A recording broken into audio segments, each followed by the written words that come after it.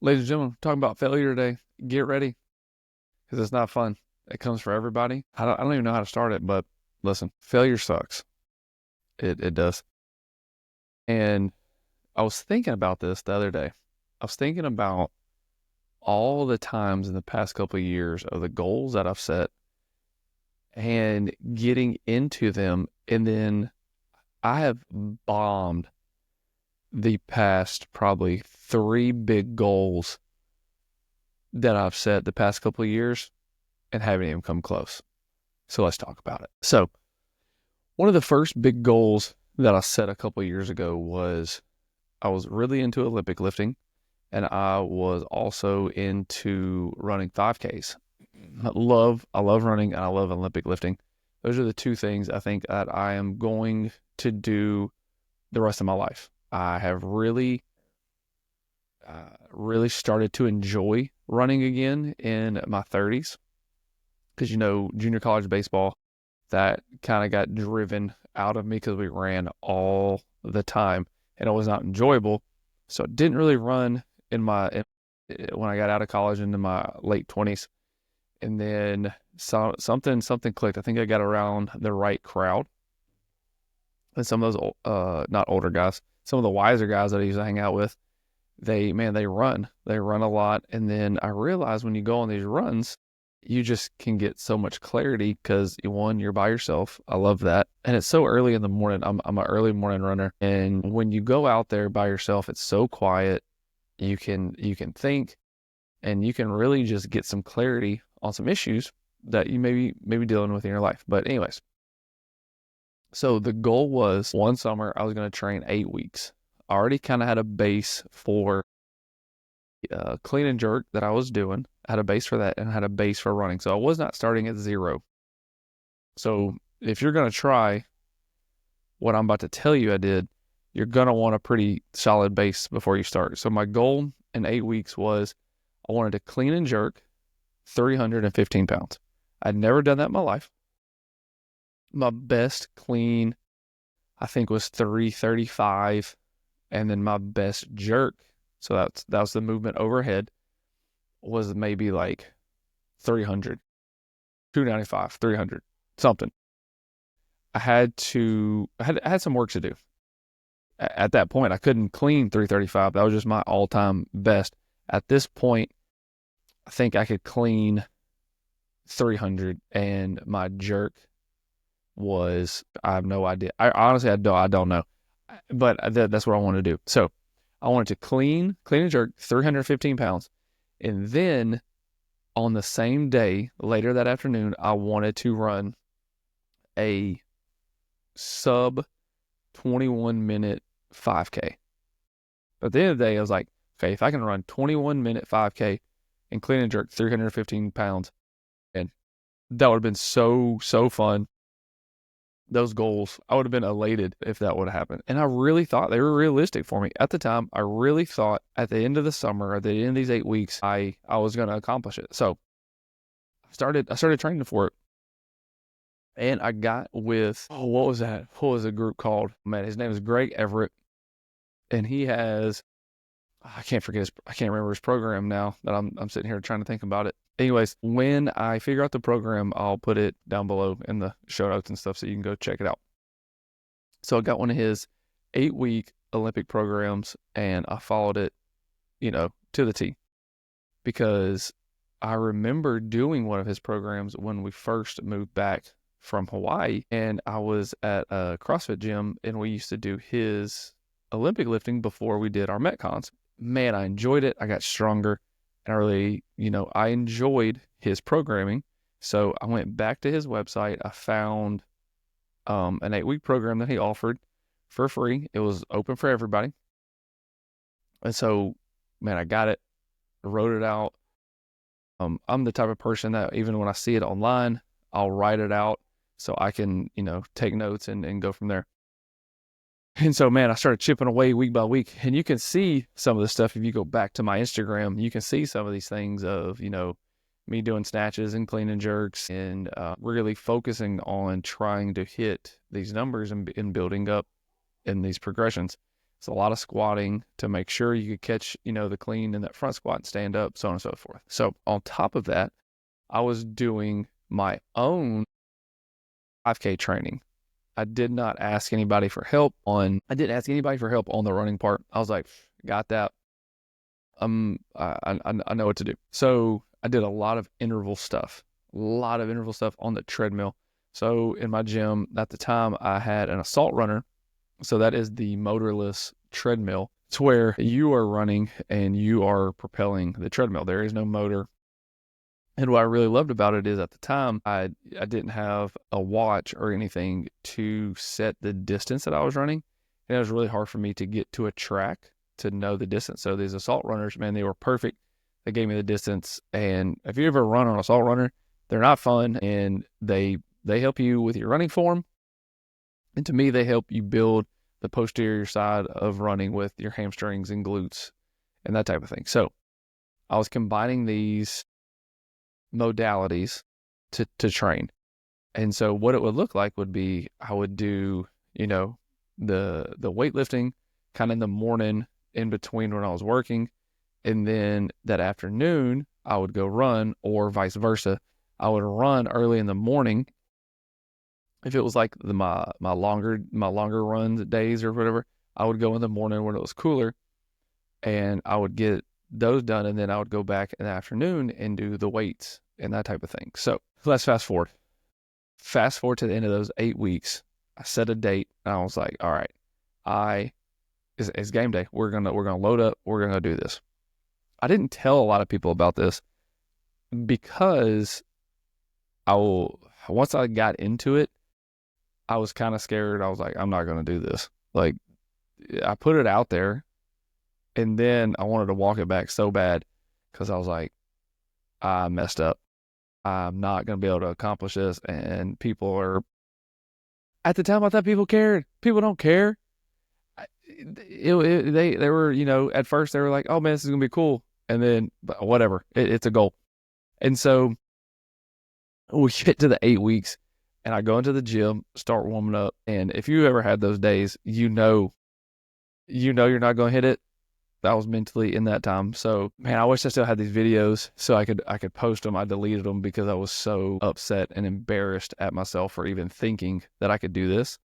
And so, man, I think I only hit at that clean and jerk that day. I think I only hit like 295. And when I say barely hit 295, like the clean almost buried me, and I didn't even almost make it up off the ground. And when I went to go try to put it over my head, it was the biggest heave-ho I've ever had in my life to get it up. At that point, I was so defeated because 315 felt like it was an eternity away. And I had to sit and just face the reality of I failed big time. I completely failed, was not even close. And now I've got to go run this 5K when I've already failed the first part. So mentally, I'm like, okay, let's go home, let's regroup, and let's see if we can get this 21-minute 5K. And in the back of my mind, I know good and well I wasn't about to run no 21-minute 5K because the whole training, I was barely hitting a 7-minute mile on repeats to be able to do a 21-minute 5K. So a lot of doubt started creeping up.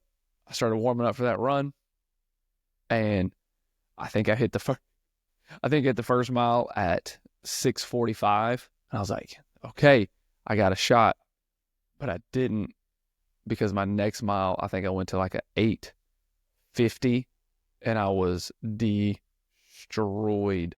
I feel like my lungs were I feel like I'd never trained before. I didn't know what was going on. It was so hot. The embarrassment and shame of not doing these two things were like weighing on me. And then, be honest, that third mile, I probably ran half of it and then just walked in self-pity because I was having a pity party out there and didn't want to finish, didn't want to do it. Looking back, I'm like, man, I tried and completely whiffed. And it is something that I do want to do. again, but I have some other things that I'm working on right now, but I do want to get back into that Olympic lifting and, running. I'm still running because this other goal that we're about to talk about that I completely failed has to do with running as well. But the lessons I learned on that one was I didn't do the work. I did not do the work that was required to hit those goals. And should I have combined them? Probably not. But I wanted to be so uncomfortable with that.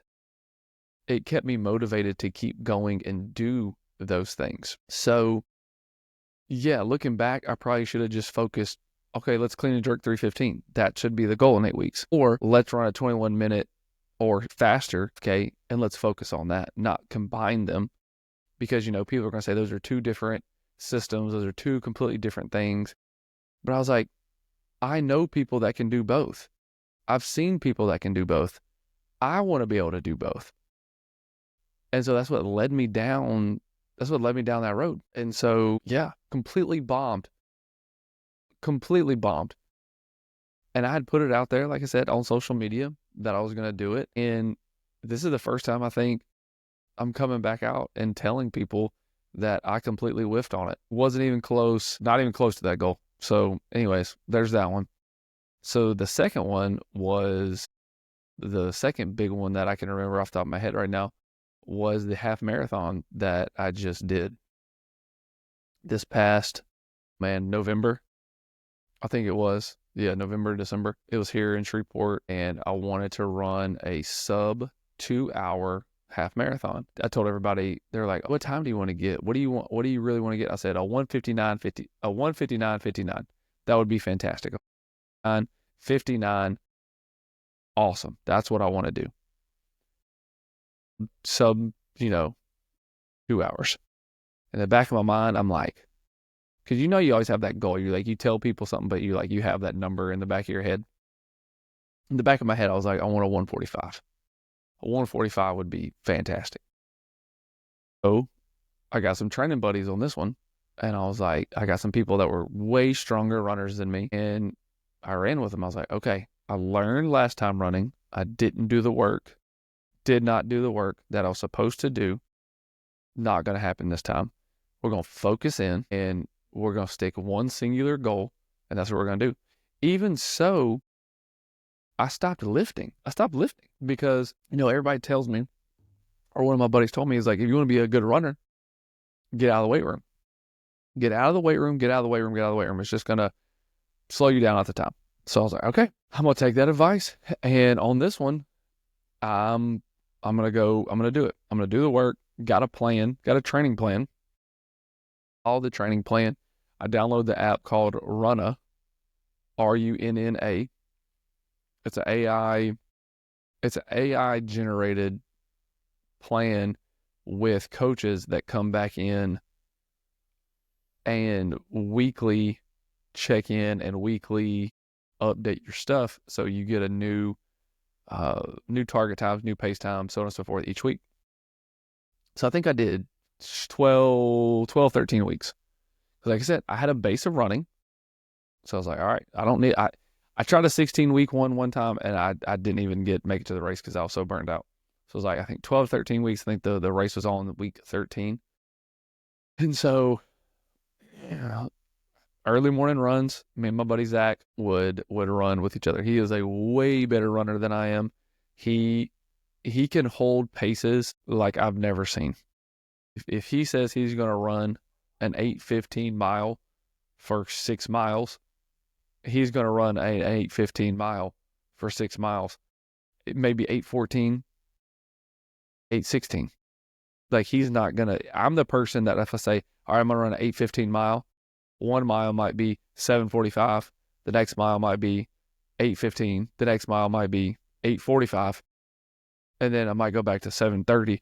Like, I am so sporadic. It's bad. And you can make fun of me for that, whatever. And so I got with Zach to learn the paces. And so then there was another guy named Jay that he would help me run in the mornings after, on the days that I would go and lift some, he would run with us. So he would run on the 2 or 3 mile ones, and he would help, and he would talk with us and give us advice because he had done a bunch of halves and fulls. So doing that, and what I learned was I don't really like the long, boring runs. Drives me crazy. I like intervals. I like pyramid runs. I love give me the time and let's see if we can hit that time over and over and over again. I don't want to just go run for 45 minutes at zone 2 and just pound the pavement. But that's what I learned. That's what I had to learn to do. And I'm so thankful that Zach helped me do that. Because we get to have some great conversations out there and just getting to talk to each other in that zone 2 running. It was good times. Side note, running, you also get to know like your neighborhoods pretty well because of the routes that you do, and you start learning your routes, and you get to see, some cool things through just interesting. I wish I lived maybe in a cooler place to run, but all I have is a lot of neighborhoods, and that's kind of what it is. It's neighborhoods and back roads, and every once in a while you can get on a track and go do that. So with that, building up to it, something always happens to me in the middle of a marathon prep or a half marathon prep. This is not my first prep to do. About 4 years ago, when I first started trying to do a marathon, because I was like, I want to do a marathon. I want to check it off. I want to do it. I got in a bad car crash and I tore my meniscus in my left knee. So that one wiped me out of that one. The first one, forgot about this one. The first one that I ever trained to do was a half. I was on mile 9, and my shoe that I had been training in and running in, the sole and the shoe was sewn together, came apart on mile 9. And so not only did it come apart, but the blister that is in my foot, like, you can call me a baby, whatever. I couldn't run on it anymore, and my shoe was destroyed. So I actually had to call Sarah, my wife, and she came and picked me up on mile 9 in the middle of the race. Like, I was talking about embarrassed. Wife pulls up on the side of the road, get in the car, and we just go home. Like, I was terrified and distraught of what just happened to me. So fast forward to the next one, boom, get in a car crash, tear my meniscus at my knee. Boom, start rehabbing for that one. Don't really want to run anymore. A couple years after that, start training for another one. I can't get through the training because my knee's not ready yet. So we're like, okay, regroup, blah, blah, blah, blah, blah. Fast forward to this present time, getting ready for this one. Everything's going great. Feel great. I'm like, I am going to destroy this 2-hour time frame. I'm going to destroy it. Like, this 145 that I'm secretly hoping for, I'm going to nail it. Game on. So get done with all the training. I think I have done all the work. I think I have prepared. I think I have nailed down my nutrition. I think I have nailed down my hydration. I think I've nailed down my race outfit. Like, I thought I did not leave anything to chance on this one. Little did I know. So race day, man, we get there. I'm a little, not late, but I'm later to the start than I want to be, because I underestimated what that morning was going to look like, having 3 kids and trying to get ready to go to a half marathon. So boom, get there. I struggled back and forth on to wear a jacket, to not wear a jacket. When we first start, I have on my shoes, my socks, my shoes, my shorts, and I have a fleece jacket on to stay warm with my shirt. And then I have my vest on that has all my nutrition and water and stuff in it, because I'm not going to stop. My goal is I'm not going to stop on these aid stations. I have it with me, and boom, we're going. So at the start line, see one of my buddies that we've run with, and they're getting going. Well, he is a faster runner than me. Well, for the first 2.5, 3 miles, I'm running with him, but it's at a pace that I'm comfortable with, because I've learned, especially in these 5Ks, I've gone out with those hot groups and I crash and burn at the end. I was like, okay, I'm not doing that. I'm staying strong. I'm staying to my plan. I'm staying to my plan. I'm staying to my plan. So much so, I even start backing off after mile 3 because I notice their pace is starting to increase and I can't go with them. So I kind of just back off. At that time, the weather has gone from kind of a chilly morning to it's pretty warm for a race. And so I'm like, okay, am I going to ditch this jacket or am I going to just keep it on? So I unzip it and I start to feel a little better because I felt like I was about to start overheating. And so boom, unzip it, start feeling better. And then there's this lady that is running next to me that is at a good pace. I'm like, okay, awesome. She's got headphones on.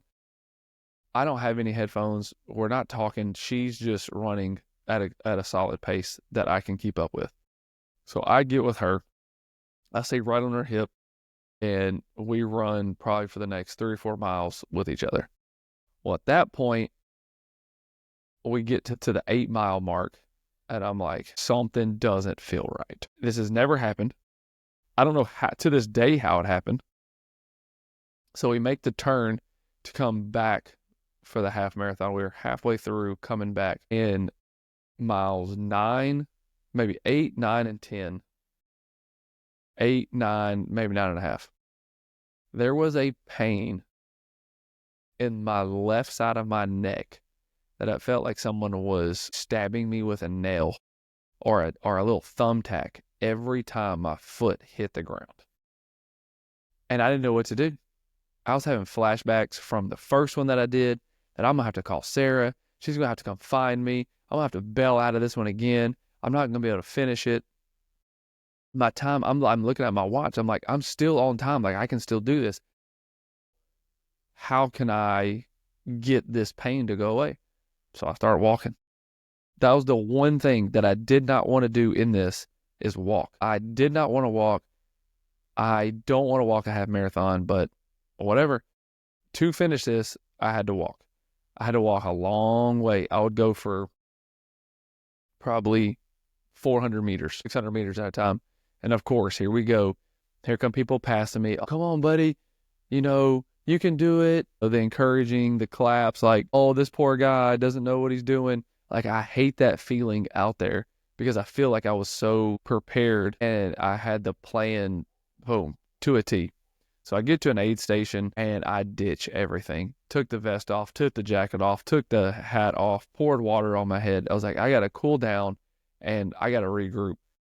So I stayed at the aid station for probably 2 or 3 minutes, just trying to figure out what the heck am I going to do. Gave myself a little pep talk, let myself, sit in some disgrace for a second. Boom. All right, we're going to finish this.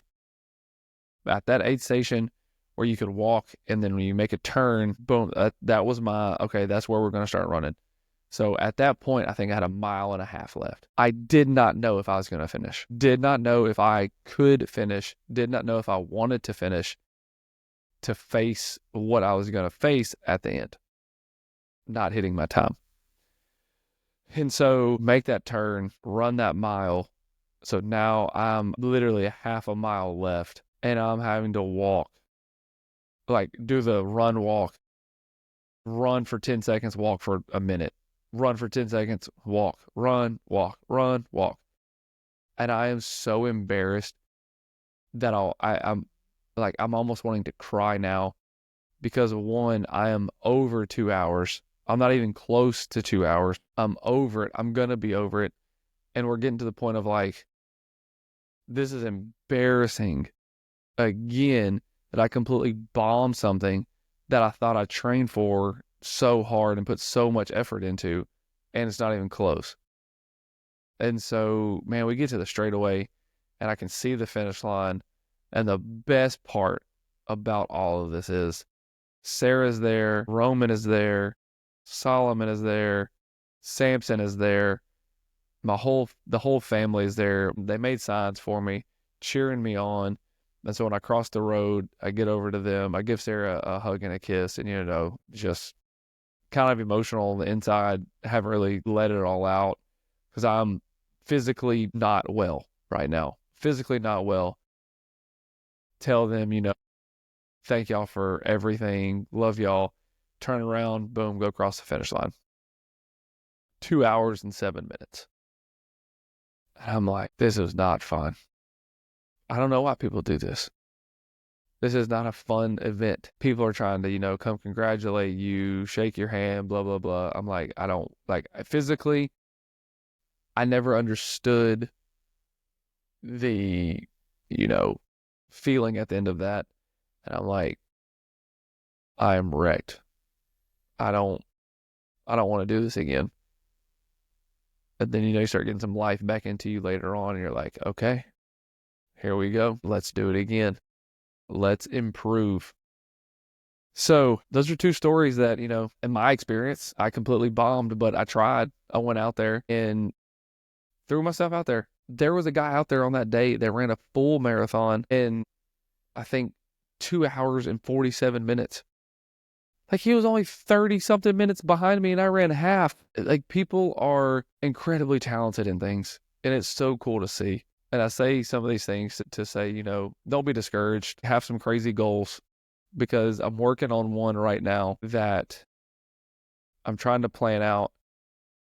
Maybe not this year, but next year, that it'll be one of those things again. When I say it out loud, it will be one of the wildest and craziest things that I've ever done. And if I bomb it, I bomb it. But I'm going to try to get a group together this time, and we're going to get after it.